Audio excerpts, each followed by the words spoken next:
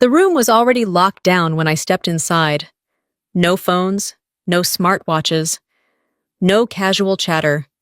Just rows of officers, analysts, and senior leadership seated in silence badges, clipped eyes forward. This wasn't a meeting you wandered into by accident. This was a secure Navy briefing, the kind where every person in the room had been screened, cleared, logged, and double-checked. I was 36 years old, a lieutenant commander in the U.S. Navy, assigned to information warfare. That morning, I was leading the briefing. The screen behind me showed a clean title slide. Joint Task Coordination, Classified. The kind of header that didn't need decoration. I adjusted my stance, waited for the signal from the tech officer in the back, and began. Good morning. I'll be walking you through the current threat assessment and recommended response framework. My voice sounded steady. It always did. I'd given briefings like this before. Colonels, captains, generals. Rank didn't scare me. Sloppiness did. I was halfway through my opening overview when I noticed movement in the fourth row. Someone leaned back, crossed their arms. Too relaxed for this room. I glanced down briefly, then back up. And that's when I saw her, my sister. Kara sat there like she owned the place. No uniform jacket, no posture, just that familiar look on her face, the one I'd seen my entire life. Half smile, chin tilted, like she was waiting for her moment. I didn't stop talking. I didn't react. I kept my eyes on the screen and continued explaining the timeline. But inside, every alarm bell went off at once. Kara wasn't cleared for this. She was older than me by 2 years. Enlisted, loud, confident. The kind of soldier people noticed. Growing up, she was the one who took up space. Sports, fights, stories that got laughs. I was the quiet one. Books, homework. ROTC forms filled out at the kitchen table while everyone else watched TV. She'd been assigned temporarily to the base as a logistics liaison. That gave her access to certain areas. It did not give her access to this room. I clicked to the next slide and kept going. Then she spoke. Careful there, she said loud enough for everyone to hear. Don't let all that talking make you forget what real soldiers actually do. The words landed hard, not because they were clever, because they were familiar. Officers just talk. Real soldiers do the work. It was a line she'd used on me before, at holidays, at barbecues, usually with a beer in her hand and an audience that laughed along. This time the audience didn't laugh. The room went quiet in that specific way only military rooms do. No gasps, no murmurs, just stillness. I didn't look at her. I didn't tighten my jaw. I didn't pause my sentence. I finished the point I was making, advanced the slide, and adjusted the laser pointer slightly to the left. Out of the corner of my eye, I scanned the badges in the room. Top secret, SCI, program-specific tags. Everyone had one. Everyone except Kara. Her badge was white, temporary. Observer level. The kind that got you into hallways and break rooms, not into classified briefings with generals. I felt heat rise in my chest, but not the kind that makes you lose control. The kind that sharpens things. If you're enjoying this so far, take a second and let me know in the comments if you've ever dealt with family crossing lines at work. And if you want more real military stories like this, subscribe to the channel. Now back to it. I kept my voice even and continued explaining the data flow. I didn't acknowledge her comment. I didn't correct her. I didn't defend myself. Instead, I shifted my weight slightly and let my eyes flick to the back corner of the room. The tech officer was standing by the access console monitoring entry logs. I didn't signal with my hands. I didn't nod. I just looked. She caught it immediately. Her eyes dropped to her tablet. Fingers moved. Quiet. Efficient. She slipped out through the side door without interrupting the briefing. I kept talking. Satellite overlays. Network mapping. Indicators of compromise. The kind of details that mattered in rooms like this. Kara shifted in her seat. I could feel it without looking.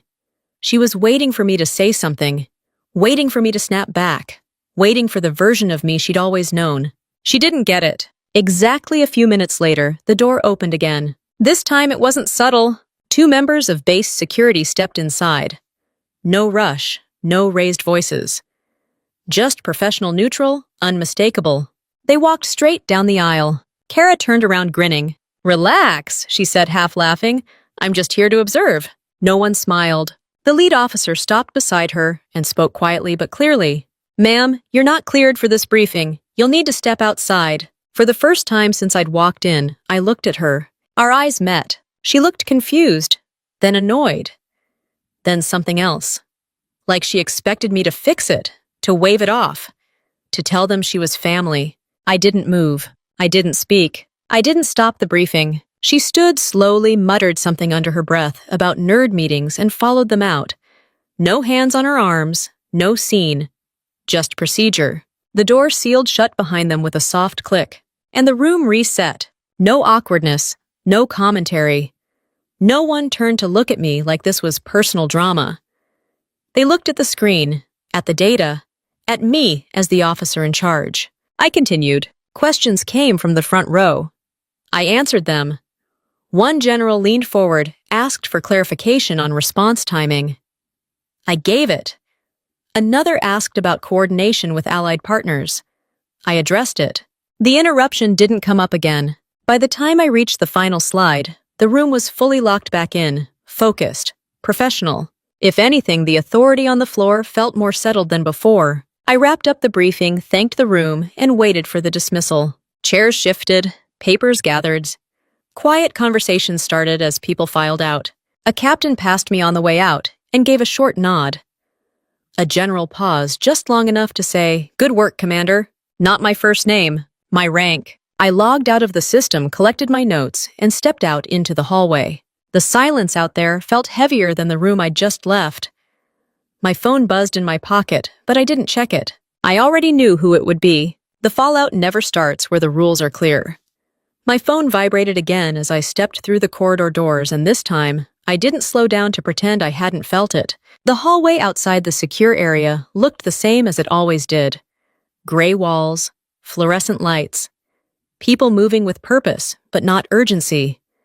No one was whispering, no one was staring. Whatever had happened in that room stayed in that room. That was how it worked when protocol did its job. I swiped my badge, logged out of the section, and walked toward my office. Halfway there, I passed the security desk. One of the officers gave me a brief nod. Not sympathy, not curiosity, just acknowledgement. The kind that says, "We saw it. You handled it." I closed my office door and set my notes down without sitting. The phone buzzed again. I didn't check it yet. I already knew the order the messages would come in. Kara first, then my mom, then someone else speaking on behalf of my dad. I took a breath, rolled my shoulders once, and pulled up the task tracker on my screen. The briefing was done, but the work wasn't. There were follow-ups, to send coordination notes, to log timelines, to lock in. The system didn't pause because someone made things personal.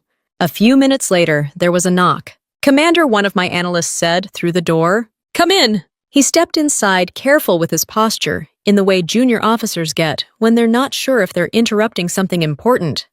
He wasn't. "Sir wants the revised coordination matrix by end of day," he said. "Tell him he'll have it in an hour." "Yes, ma'am." He hesitated, then added, "Also, good briefing." That was it. No mention of Kara, no awkward smile.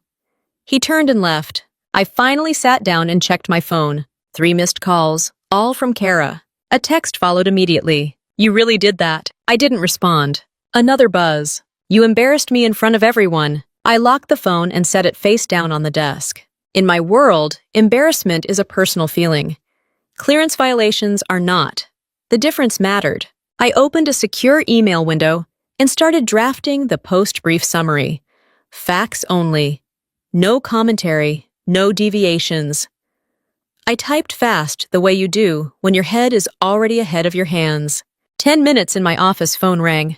I didn't answer it. The voicemail light clicked on almost immediately. I let it sit. When I finished the summary, I forwarded it up. The chain copied the necessary offices and closed the window. Only then did I pick up the desk phone and press the voicemail button. "Alyssa?"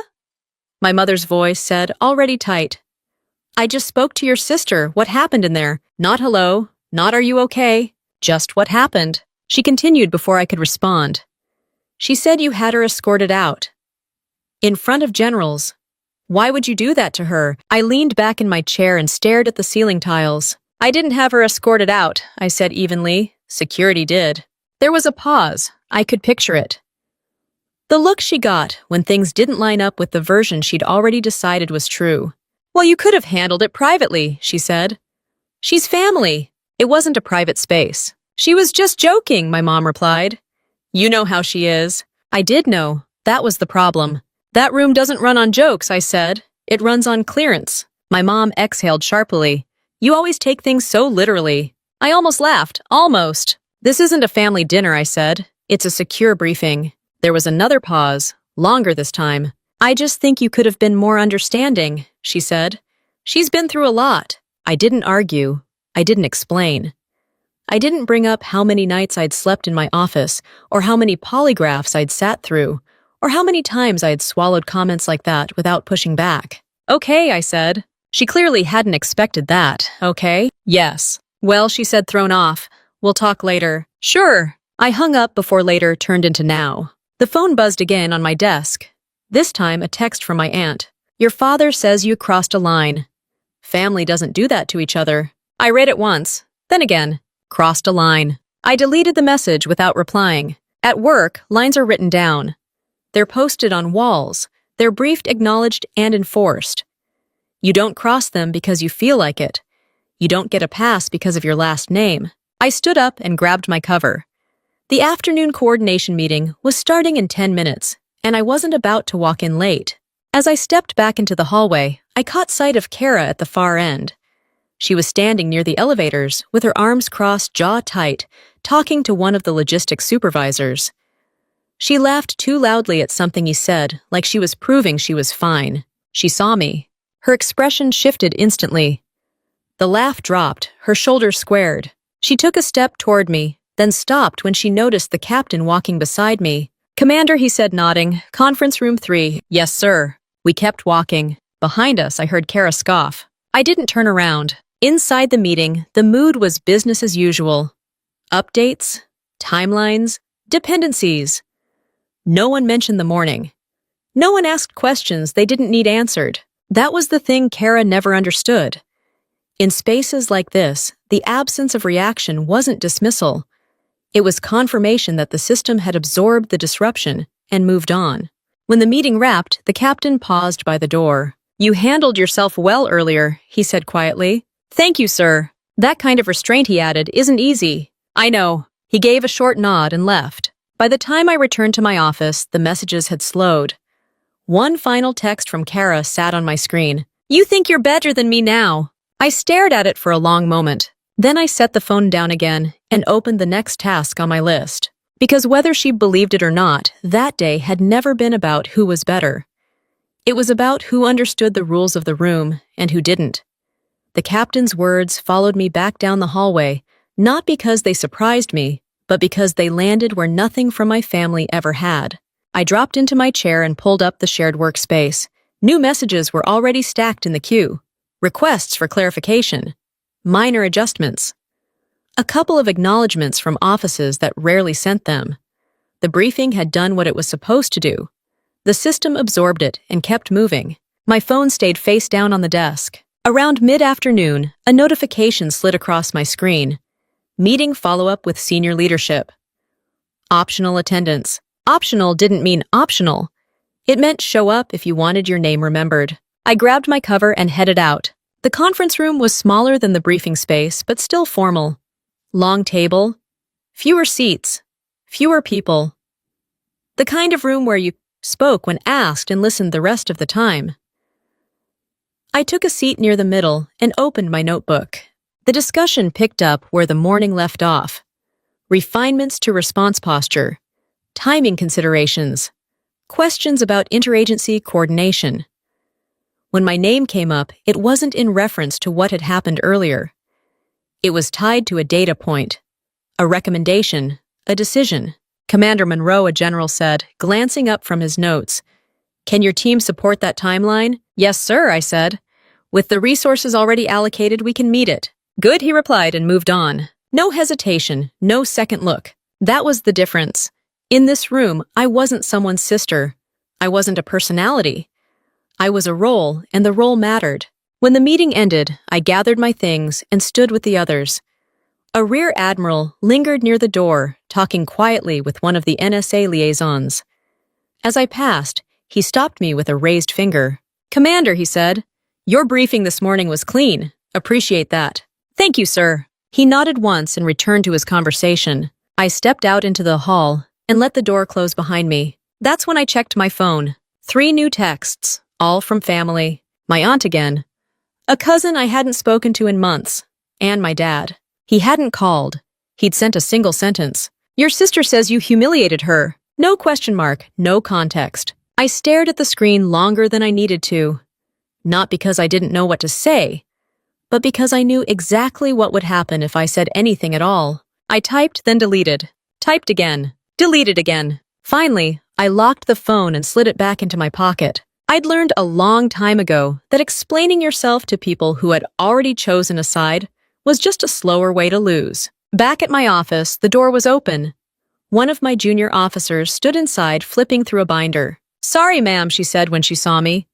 "I was looking for the updated coordination notes. They're in the shared drive. Folder 3. Got it." She hesitated, then said, "Everyone was talking about how smooth that briefing was." "Everyone," she smiled slightly. "The right people." That was enough. She left and I closed the door behind her. The quiet in the room wasn't heavy. It was functional. The kind of quiet that lets you work. I pulled up the next task and started marking changes. Outside my office, the base moved like it always did. Footsteps, voices, the low hum of activity that never really stopped. Around 5, I headed toward the parking lot. The sun was low, throwing long shadows across the pavement. I spotted Kara near the admin building, leaning against a concrete barrier with a couple of people from logistics. She was animated hands, moving voice carrying farther than it needed to. I didn't slow down. As I passed, I caught pieces of her voice. She could have handled it differently. "Hey, power trip." Always been like that. I kept walking. At my car, I paused long enough to check my phone again. A voicemail from my dad this time. I listened. "You didn't have to make it public," he said. His voice was controlled, but I knew that tone. The one he used when he was disappointed, but didn't want to sound emotional. Family handles things inside the family. I didn't replay it. I started the engine and pulled out. The drive home was short. My apartment was quiet when I stepped inside. I dropped my keys on the counter, kicked off my shoes, and poured a glass of water. No appetite, no urge to distract myself. Just clarity. Growing up, Kara had always been the loud one. The one who took risks and got praised for it. When she messed up, it was chalked up to passion. When I followed rules, it was called rigidity. That dynamic didn't vanish when we put on uniforms. It just changed its setting. I checked my email one last time before logging off for the night. A message from a colonel I'd worked with previously sat at the top of the inbox. "Good work today. Appreciate your professionalism." That word again? Professionalism. I replied with a brief thank you and closed the laptop. Later that evening, my phone buzzed again. A message from my mom. "I just don't understand why you couldn't have stepped in." I set the phone down on the table and walked away from it. Standing at the window, I watched the lights from passing cars move along the street below. No dramatic thoughts, no internal speeches. Just the awareness that the same event could exist in 2 completely different realities at once. In one, I'd done my job correctly. In the other, I'd betrayed a family expectation that had never been written down, but always enforced. My phone buzzed again on the table. This time, I didn't need to look to know who it was from. I stayed where I was, hands resting on the sill, and let it ring itself silent. The phone finally stopped vibrating, but the silence it left behind felt louder than any ringtone. I stayed by the window for a moment, then picked the phone up and unlocked it. 4 missed calls, 2 texts. One group message I didn't recognize at first until I saw the names stacked on top of each other. My aunt, a cousin, someone married into the family who usually only showed up at holidays. No one asked what actually happened. They didn't ask where Kara had been sitting. They didn't ask what kind of room it was. They didn't ask why security had stepped in. They went straight to the verdict. "You embarrassed her. You made it public. You should have protected your sister." I set the phone down again and poured another glass of water. The sink light buzzed faintly. I turned it off and leaned against the counter instead. Growing up, this was always how it went. Something happened. Kara did something loud. I did something quiet. And the conversation skipped straight to how my response made people feel. When Kara got suspended in high school for fighting, my dad called it grit. When I came home with a scholarship letter, he said it was good, then asked what Kara wanted for dinner. When Kara broke my science fair project and blamed the cat, he laughed and told me I should have built it sturdier. Nobody asked what actually happened. They just moved on. The phone buzzed again. This time it was a voicemail from my mom. I let it play while I stood there. "I just don't recognize you sometimes," she said. "You've changed. You used to be easier." Easier. That word stuck longer than it should have. Easier meant quieter. Easier meant letting things slide. Easier meant absorbing discomfort so no one else had to. I deleted the voicemail. The next morning, I woke up early without meaning to. The alarm hadn't gone off yet. I lay there staring at the ceiling, already awake, already alert, habit. At work, the atmosphere was steady. Same routines, same faces. No sideways looks, no whispered commentary. If anything, things felt more focused, the kind of focus that comes when people know the standard has been reinforced. I passed Kara near the admin wing, mid-morning. She was talking to someone from personnel. Her voice tight but controlled. She didn't look at me. I didn't look at her. We moved past each other like we were strangers with overlapping schedules. By lunchtime, the group messages had turned into private ones. "My aunt again. Your father's really upset." A cousin followed. "You could have handled it better." Handled it better meant handled it quietly. I didn't reply. In the afternoon, I sat in on a planning session for an upcoming joint exercise. The discussion was technical and precise. When I spoke, people listened. When decisions were made, they stuck. At one point, a commander leaned over and said, "I'm glad you're on this." That was it. No build-up, no context, just trust. I nodded and went back to my notes. On the drive home, my phone rang again. I answered this time without checking the caller ID. "Are you happy now?" my mom asked. "I'm fine," I said. "That's not what I asked." I kept my eyes on the road. "What do you want me to say?" She sighed. "Your sister's been beside herself. She feels like everyone's looking at her differently." "They are," I said. "Because she crossed a line." "She was joking," my mom replied immediately. "You know how she jokes." "I know where she was," I said. "And I know where she wasn't supposed to be." There was a pause, then softer. "You didn't have to let it go that far." I pulled into my parking space and shut off the engine. "I didn't let anything go anywhere," I said. "I didn't make a decision. I followed procedure." "That sounds like an excuse," she said. "No," I replied. "It's an explanation." She didn't like that. "You've always hidden behind rules," she said.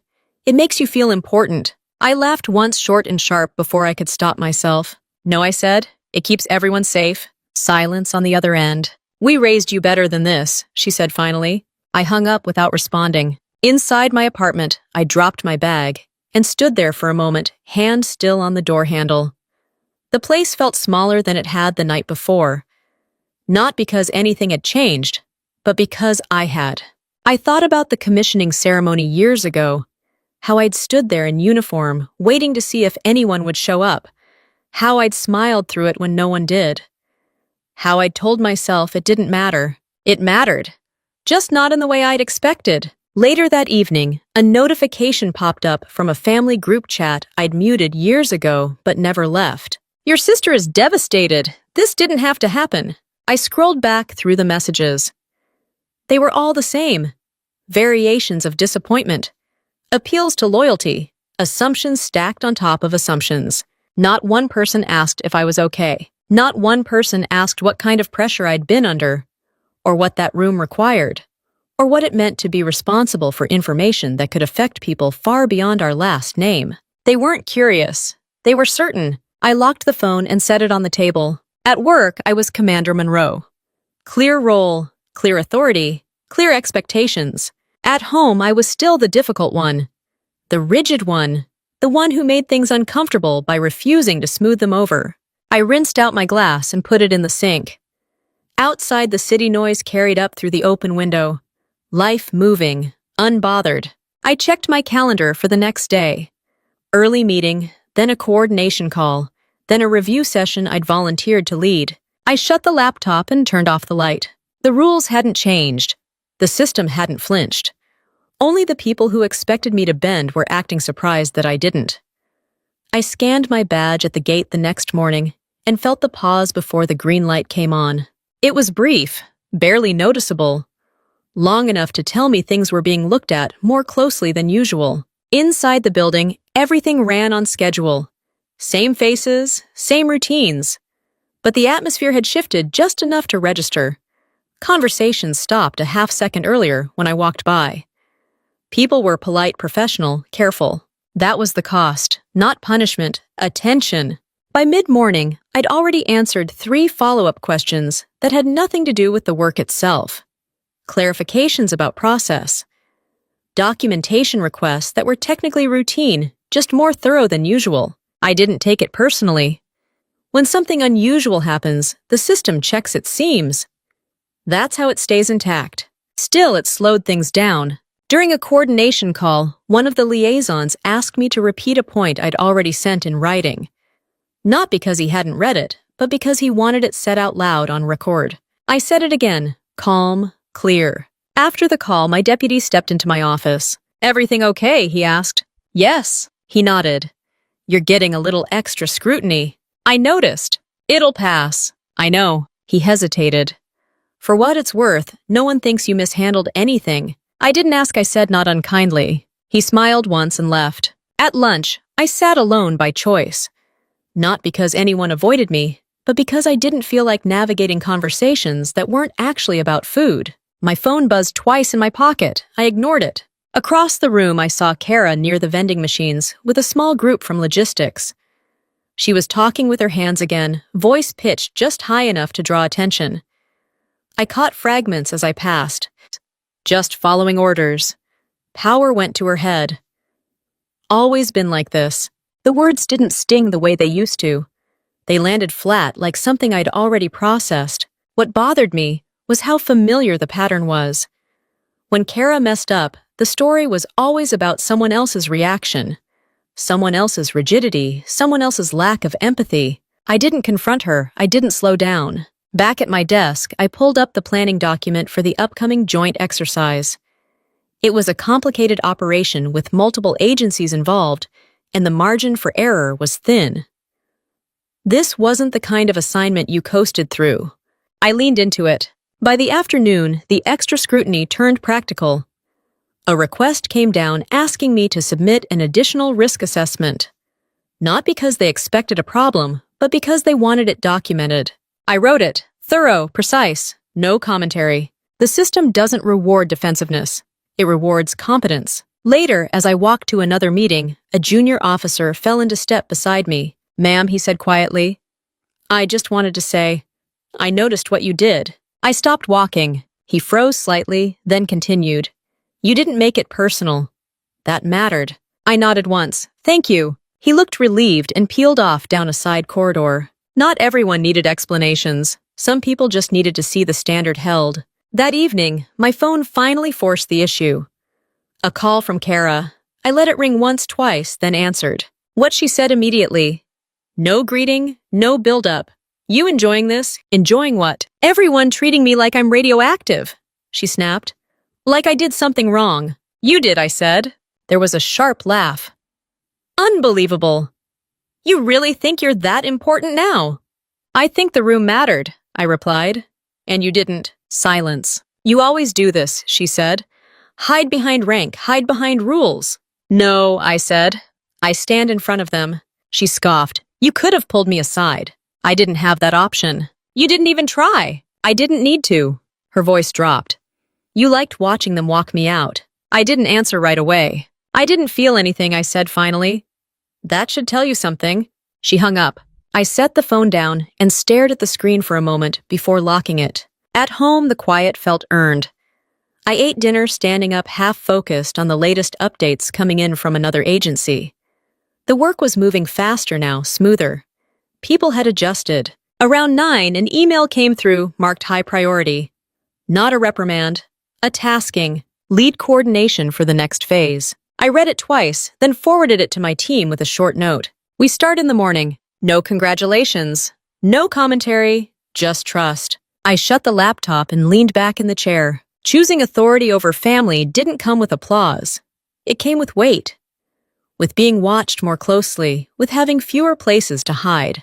But it also came with clarity. At work, the expectations were written down. At home, they shifted depending on who needed protecting. I checked my phone one last time before bed. A message from my mom sat unread. I didn't open it. Some conversations don't move anything forward. They just try to pull you backward. The system had already moved on. The mission was already in motion. And whether my family understood it or not, I was expected to lead.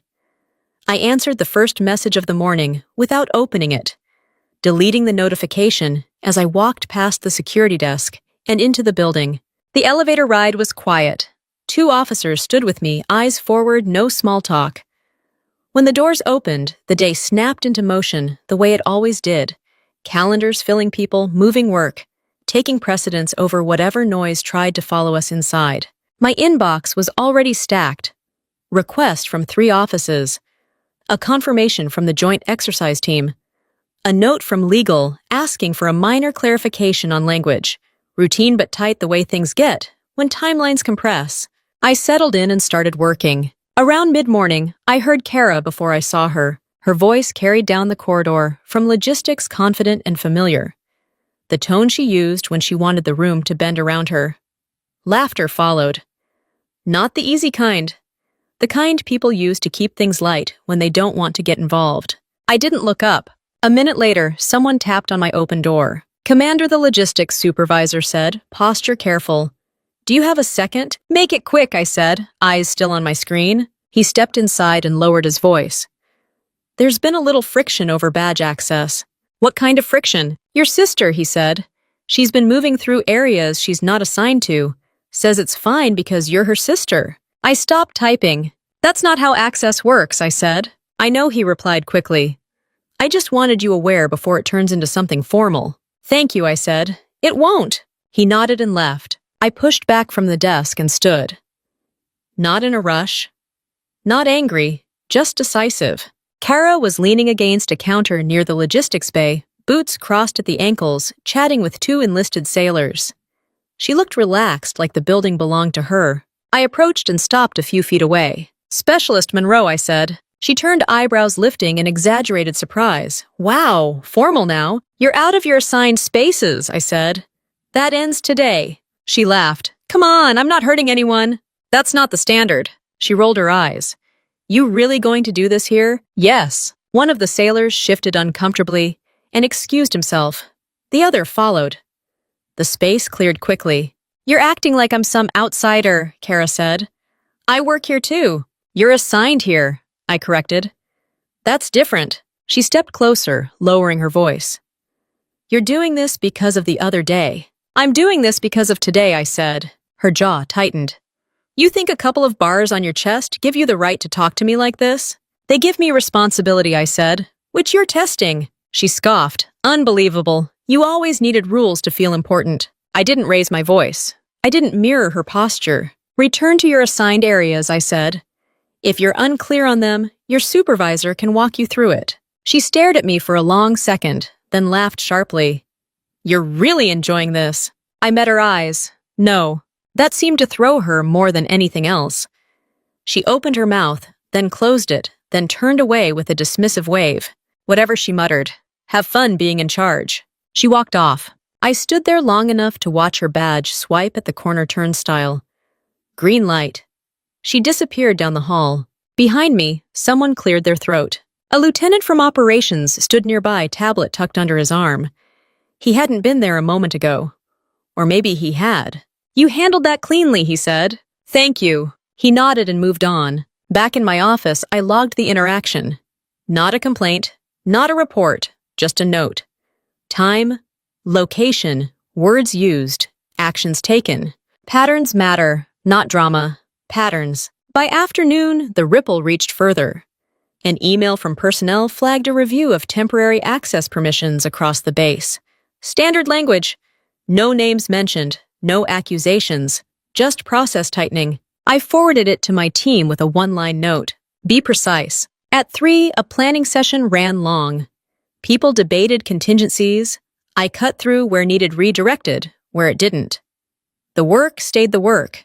When it ended, my deputy lingered. She's pushing, he said quietly. I know. You want me to handle it? No, I said. I've handled it. He nodded, understanding exactly what I meant. As I headed out for the day, I passed Kara again near the elevators. This time, she didn't look relaxed. Her arms were crossed tight, phone pressed to her ear. I didn't do anything, she said into it. She's just, yeah, she always does this. She spotted me and turned away, lowering her voice. I didn't slow down. Outside, the air was warm and still. I sat in my car for a moment before starting the engine, hands resting on the wheel. Family rules are flexible. They bend for convenience. They change depending on who's speaking and who's listening. Base rules don't do that. They're written. They're enforced. They don't care who you're related to. My phone buzzed once on the console. A message from my mom. She says you're targeting her. I didn't respond. I pulled out of the lot and merged into traffic, already thinking through the next day's schedule. The system was adjusting. People were noticing. And the space Kara had always moved through, like it was hers, was getting smaller by the hour. The email hit my inbox before I'd finished my first cup of coffee. No subject line that jumped out. No names in bold. Just a standard header from personnel routed through the chain like dozens of others I'd seen over the years. Temporary assignment review. Access permissions update. Administrative adjustments. I opened it, scanned the language, and closed it again. Nothing in it accused anyone of anything. That wasn't how this worked. The system didn't need dramatic conclusions. It documented patterns, compared them against standards, and made quiet corrections. By 9:30, the building felt tighter. Not tense. Controlled. Badge readers chirped a little longer. Security desks asked one extra question. People adjusted without complaining. I sat in on a coordination call with another command and answered questions I'd already answered twice. No irritation, no edge. Repetition wasn't punishment. It was confirmation. Around mid-morning, Kara's name came up for the first time indirectly. The logistics supervisor stepped into my office, tablet in hand. Just giving you a heads up, he said. Specialist Monroe's temporary assignment is being modified. How so? She's being reassigned to a different support role. Same base, different building, reduced access. Effective when? Today. I nodded once. Thanks for letting me know. That's all he said, already backing out like he didn't want to linger. I didn't ask for details. I didn't need them. Reassignment wasn't a verdict. It was a correction. The kind that happens when enough small notes line up and someone decides it's better to limit exposure than risk another issue. At lunch, the rumor mill tried to spin up and failed. People noticed Kara wasn't where she usually was. They noticed her badge didn't open the same doors. They noticed her desk had been cleared and moved down the hall. No one speculated out loud. That was the part outsiders never understand. Military accountability isn't about public shaming. It's about quiet shifts that change how much room you have to operate. I passed Kara once that afternoon near the stairwell. She was standing with her bag slung over one shoulder, talking to a petty officer I didn't recognize. Her voice was low-clipped. When she saw me, she froze. For a moment, I thought she might say something.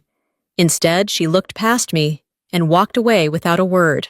I didn't follow her. Back in my office, my phone buzzed. My mom. I didn't answer. A text followed immediately. What did you do? I stared at it, then set the phone face down. An hour later, another message came through. This time from my dad. They pulled her off her assignment. You happy now? No punctuation, no context. I didn't respond. At 4, a senior officer stopped by my office. He didn't sit, just leaned against the doorframe. Just wanted you to know, he said, none of this reflects negatively on you. I understand. He nodded. You didn't escalate. You documented. That matters. Thank you, sir. He left. That was it. No further discussion. No debrief. The system had made its adjustment and moved on. The family side predictably did not. My phone lit up steadily through the evening. Calls I ignored. Messages I read once and archived. You could have warned us. She's being treated unfairly. She didn't deserve this. I recognized the pattern instantly. Consequences had landed, so the blame needed a target. And I was convenient. On the drive home, I replayed one message in my head more than the others. Not because it was harsh, but because it was familiar. You always take things too far. I'd heard that my whole life. Usually when I stopped absorbing discomfort quietly. At home, I dropped my bag and stood in the kitchen without turning on the lights. Outside traffic moved like it always did. Normal, unbothered. I finally answered one call. "What happened?" my aunt asked immediately. "I don't know," I said. "I wasn't involved." She scoffed. "Don't pretend." "I'm not." "You're her supervisor's supervisor," she said. "Of course you had a hand in it. That's not how this works." "Well, she's devastated," my aunt said. "And your father thinks you should have stepped in." "I did step in," I replied, at the beginning. She didn't like that answer. "You're choosing your career over your family," she said. I paused. I chose to follow the rules. "That's the same thing," she snapped. "No," I said, "it's not." She hung up. I set the phone down and rubbed my temples once, then stopped. No headache, no frustration. Just fatigue from conversations that went in circles. Later that night, a message from Kara finally came through. "They moved me. This is on you." I read it twice. Then I typed a response and deleted it. Typed again. Deleted again. In the end, I didn't send anything. Not because I didn't have words. Because any words I chose would be used to keep the argument alive. And I wasn't interested in feeding it. At work the next day, unfolded without disruption. Meetings happened. Deadlines moved forward. The joint exercise planning accelerated, and I found myself spending more time in rooms where decisions were made quickly and without emotion. No one mentioned Kara. That was the clearest signal of all. The system had done what it always does. It identified a risk, reduced it, and refocused on the mission. I adjusted my calendar, reassigned a task, and kept going. Family loyalty is loud. It demands reassurance, explanations, emotional labor. Accountability is quiet. It doesn't ask how you feel about it. I'd chosen the quiet path a long time ago. The difference now was that I wasn't apologizing for it anymore. My phone rang just as I was locking my office door, the vibration sharp against my palm. I didn't need to check the screen to know who it was. The timing alone gave it away. Kara never called when things were going her way. She called when the noise around her finally died down, and there was nothing left to talk over. I answered without saying hello. "They moved me," she said. "I know." A pause followed, longer than usual. Not angry, not dramatic, just flat. "They didn't explain it," she said. "Just said it was an adjustment. That's how it's usually done." She let out a breath that sounded more tired than irritated. "Everyone's acting weird around me. Because your access changed." "No," she snapped, then stopped herself. "Because they don't laugh anymore." I leaned against the wall outside my office and watched two sailors pass by mid-conversation, unaware of the call unfolding a few feet away. "This isn't about jokes," I said. "It never was." "That's easy for you to say," she replied. "You're still sitting where you were before." "Yes," I said, "because I didn't move." She went quiet again. When she spoke, her voice was lower. "You didn't have to do it like that. I didn't do anything to you. You let it happen." Yes, there it was. The real issue. Not what happened, not where. But that I hadn't stepped in to soften it. Hadn't redirected the consequence away from her. "You always needed to be right," she said. "I needed to be responsible." She laughed once, short and bitter. "Same thing to you." "No," I said. "That's the difference." She didn't argue. That surprised me more than anything else so far. I thought she said slowly that being family meant you'd have my back. At least enough to pull me aside. That room didn't allow that. "You keep saying that," she snapped. "Like it explains everything." "It explains enough." Another pause. I could hear movement on her end. Footsteps. A door opening, then closing. "You didn't even look upset," she said, "when they walked me out." I wasn't. "That hurt," she said quietly. I didn't rush to fill the silence. "I wasn't upset," I repeated, "because it wasn't personal. You keep trying to make it that." Her voice sharpened. "So what, I'm just a problem to be managed now?" "No," I said. "You were a risk in a space that doesn't allow them." "You make it sound like I'm dangerous." "You were out of bounds." She scoffed. "You always talk like that. Like everything's a rule." "Because everything there is." Another breath. Slower this time. "I didn't realize how serious your world actually is," she said. The words didn't come with an apology. They weren't wrapped in emotion. They were matter-of-fact, almost reluctant. "That's the first honest thing you've said," I replied. She didn't react. I thought she continued that, because I was on base, because I had a badge, it was fine. That it was all kind of flexible. It's not. I see that now. I shifted my grip on the phone, not tense, just aware. "I didn't think you'd let it go that far," she added. "I didn't let it go anywhere," I said. "I stayed where I was supposed to be." She let out a humorless laugh. "You really believe that, don't you?" "Yes." Silence again. This one different, not charged, settled. "So where does that leave us?" she asked. I didn't answer right away. Not because I didn't know, but because this wasn't a question I'd been asked before. "It leaves us clear," I said. "You don't get to treat my work like a punchline, and I don't step outside my role to protect you from consequences. You sound like you're drawing a line." "I am." She didn't argue. She didn't scoff. She didn't joke. "Dad's furious," she said instead. "I know. He says you forgot what family means." "I didn't forget," I said. "I just stopped redefining it to keep you comfortable." Her breath caught slightly, then steadied. "That's cold." "It's honest." We stayed quiet for a few seconds. Somewhere down the hall, a door opened and closed. Someone laughed. Life continued around the call without paying it any attention. "You know," she said finally, "everyone always thought you were the soft one." I almost smiled. They were wrong. I see that now. I didn't respond. "I'm not saying I agree with you," she added quickly. "But I get it. I wouldn't have lasted 5 minutes in that room." "No," I said. "You wouldn't have." She laughed at that, not sharply. Just a short exhale. "So what she said, we just pretend none of this happened." "No," I replied. "We move forward knowing it did." "That's it. That's it." Another pause. Then quieter, "I won't do it again." "I didn't ask you to promise," I said. "I asked you to respect it." "I do," she said. "Now." I closed my eyes briefly and opened them again. "Good." She hesitated. "You're still mad." "No," I said. "I'm done being reactive." She didn't push. For the first time in years, she didn't push.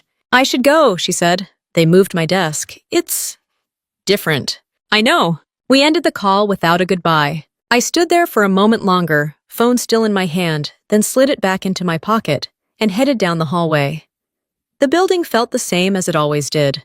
Structured, predictable, uninterested in personal drama. Back in my office, I opened my calendar and adjusted the next day's schedule. A planning session had been added overnight. Higher visibility, higher stakes. I accepted it and forwarded the invite to my team. The conversation with Kara hadn't fixed anything. It hadn't repaired the family dynamic or softened anyone's opinions. But it had shifted something fundamental. She no longer spoke to me like I owed her cover, and I no longer felt the need to explain why I wouldn't give it. I accepted the calendar invite without hesitating and watched it lock into place among the rest of the week's commitments. The joint exercise had been upgraded overnight. What started as a controlled simulation now involved live coordination with 2 additional agencies and an allied partner. Higher visibility, tighter timelines, less tolerance for mistakes. Exactly the kind of environment where distractions got exposed fast. By the time I reached the building the next morning, the security desk was already busy. New badges, updated access lists, a few unfamiliar faces from other commands checking in. I moved past them and headed straight to the operations floor. My team was already there. Screens lit. Coffee cups half full. Conversations clipped and focused. They looked up when I walked in, not for reassurance, but for direction. "All right," I said, setting my bag down. "We're running this tighter than planned. Assume no slack." No one argued, no one asked why. We started immediately. The first few hours were technical. Data feeds, validation checks, communication protocols.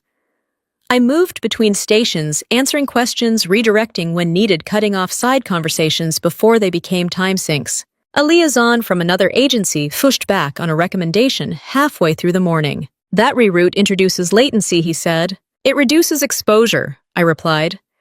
"Latency stays within tolerance." He frowned. "That's not what our model shows." I didn't raise my voice. I didn't defend the point emotionally. "Pull up Appendix C," I said. "Second graph." He did. The room leaned in slightly as the data filled the screen. "Silence." "Understood," he said after a moment. We moved on. By midday, the pressure had settled into the room like a constant hum. The kind that doesn't overwhelm but demands attention. People stayed sharp. No one joked. No one drifted. At one point, a captain from another command pulled me aside. "Didn't expect this to be as smooth as it is," he said. "It's still early," I replied. He nodded. "Still. Good leadership." I didn't thank him. I went back to work. The irony wasn't lost on me. While my family had been busy debating whether I'd gone too far, I was trusted to make calls that affected people far outside that conversation. People who didn't care about tone or intention, only outcomes. In the afternoon, an unexpected issue popped up. A data mismatch between two systems that should have been synchronized. Minor, but dangerous if ignored. I pulled the relevant leads into a side discussion and laid out options quickly. "We can pause and realign," one suggested. "That costs us time," another said. I shook my head. "We isolate and reroute, now." They hesitated for half a second, then moved. The fix worked. Clean, fast, no ripple effects. When we reconvened, the room felt different, not relieved, confident. Late in the day, a rear admiral joined the floor quietly. No announcement, just presence. He stood back and watched for a few minutes before approaching. "Commander Monroe," he said. "Yes, sir." "Walk me through your decision on the reroute." I did. Concise, technical, no justification beyond the data. He listened without interrupting, then nodded once. "Good call." He stayed for another 10 minutes, then left without ceremony. My phone buzzed in my pocket. While I was reviewing the final checklist, I ignored it. At this point, the mission had its own gravity. Personal messages didn't compete with it. By evening, the last phase kicked off. Coordination calls stacked back to back. Decisions made in minutes that usually took hours. Everyone was tired, but no one was sloppy. At one point, someone asked if I wanted to delegate the final sign-off. "No," I said. "I'll take it." When the last confirmation came in, I signed it, transmitted, and leaned back in my chair for the first time all day. Around the room, shoulders loosened slightly. Not celebration, release. "Good work," I said. "All of you." A few nods, a couple of tired smiles. Then people started packing up. As I gathered my things, my phone buzzed again. This time I checked it. A message from Kara. "Saw your name on the board today. Guess you're busy." No sarcasm, no accusation. I didn't reply. Instead, I walked down the hallway toward the exit. The building was quieter now, the day shift giving way to night operations. Lights dimmed in certain sections. Doors sealed automatically behind me. Outside, the air felt cooler than I expected. As I crossed the lot, someone called my name. "Commander!" I turned. The same captain from earlier jogged up. "Just wanted to say," he said, catching his breath, "that was one of the cleanest runs I've seen in a while." "Appreciate it," I said. He hesitated. "People notice this kind of thing." "I know." He nodded and headed off. In the car, I sat for a moment with my hands on the wheel before starting the engine. Not because I needed to decompress, but because the contrast was hard to ignore. At work, decisions were measured, documented, and respected. When authority was exercised correctly, it didn't provoke debate. It set direction. With my family, authority had always been something to negotiate, something to soften, something to apologize for. I drove home without music, letting the quiet settle. At a stoplight, my phone lit up again. This time, a message from my dad. "Heard you ran point today." No commentary, no judgment, just acknowledgement. I read it once, then twice. When the light turned green, I pulled forward and slipped the phone back into my pocket, already running through the next day's priorities. In my head, the rhythm of the work steady and familiar, the kind that didn't need anyone's permission to keep going. I didn't answer my dad's message right away, not because I didn't appreciate it, but because I didn't want to rush something that had taken years to arrive. The next morning started like any other.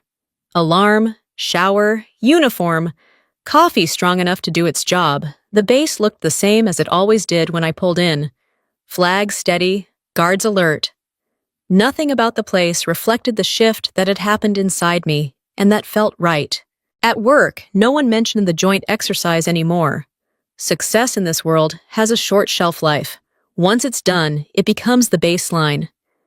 I reviewed after-action notes, signed off on reports, and moved on to the next set of priorities without ceremony. That was the rhythm I trusted. Around midday, I got pulled into a short briefing with a senior officer I hadn't worked closely with before. He didn't waste time. Your name's come up a few times lately, he said. Hopefully for the right reasons. He smiled faintly. It has. You're being considered for expanded responsibility. Understood. No congratulations, no promises, just information. When I stepped back into the hallway, my phone buzzed again. This time it was a call from my mom. I stopped walking and answered. Hi, she said carefully.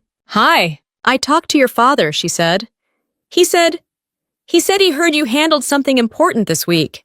I did my job, I know, she replied. A pause followed. He sounded proud. I didn't react, not outwardly. That's good, I said. Another pause, longer. I still think things went too far, she added. With your sister. I know you do. But she continued softer. I guess I didn't realize how much was riding on what you do.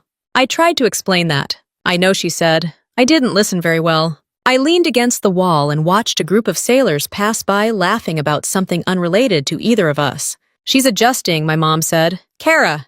She's quieter lately. That's probably good for her. She doesn't say much about you anymore. That's fine. She waited like she expected me to fill the silence with reassurance. I didn't. I just wanted you to know, she said finally, that I see it a little differently now. I appreciate that. We ended the call without resolving anything, and that was enough. That weekend, I drove back to my hometown for the first time in months. No announcement, no expectations, just a visit. My parents' house looked smaller than I remembered. The porch steps creaked the same way they always had. Inside, everything smelled faintly of coffee and cleaning supplies. My dad was in the garage when I arrived, sorting through tools he hadn't used in years. He looked up when he heard the door. You made good time, he said. Traffic was light. We stood there for a moment, the space between us familiar, but no longer uncomfortable. I heard about your assignment, he said, wiping his hands on a rag. Yeah, he nodded. That kind of responsibility. It's not nothing. No, I said, it's not. He glanced at me, then back at the workbench. I didn't always understand what you do. I know. That doesn't mean it didn't matter, he added. I let that sit where it was. Inside, my mom was setting the table. Kara wasn't there yet. When she did arrive, it was quieter than usual. No big entrance, no commentary. She nodded at me, set her bag down, and joined us without saying much. Dinner passed without incident. No jokes at my expense. No tension thick enough to cut. Just conversation about normal things. Weather, neighbors. Plans that didn't involve rank or resentment. At one point, Kara looked at me and said, You heading back tonight? Tomorrow morning. She nodded. Safe drive. That was it. Later. As I stood on the back porch, the same one I'd sat on as a teenager, trying to figure out how to leave, I realized something had finally shifted. I wasn't waiting anymore. Not for approval. Not for understanding. Not for validation that might never come in the form I'd once wanted. Authority hadn't changed me. It had clarified me. For years, I thought respect came from being loud enough to be heard over people like my sister, or patient enough to outlast them, or accomplished enough to finally earn a different role in the family story. I was wrong. Respect came from standing still when everything else tried to pull me off balance, from letting systems do what they were designed to do, from not softening consequences to preserve comfort. Quiet authority didn't end the conflict because it punished anyone. It ended it because there was nothing left to argue with. The rules were clear, the outcomes were real, and I didn't have to explain myself anymore. The next morning, I left early. No dramatic goodbyes. Just a wave, a hug, and a sense that I was returning to a life I'd built deliberately piece by piece. On the drive back, my phone stayed quiet. That was the loudest confirmation of all. If you want more real military stories, family drama, and true authority-based revenge stories like this one, subscribe to the channel. New stories drop regularly, and they're all grounded in real-world consequences, not fantasies.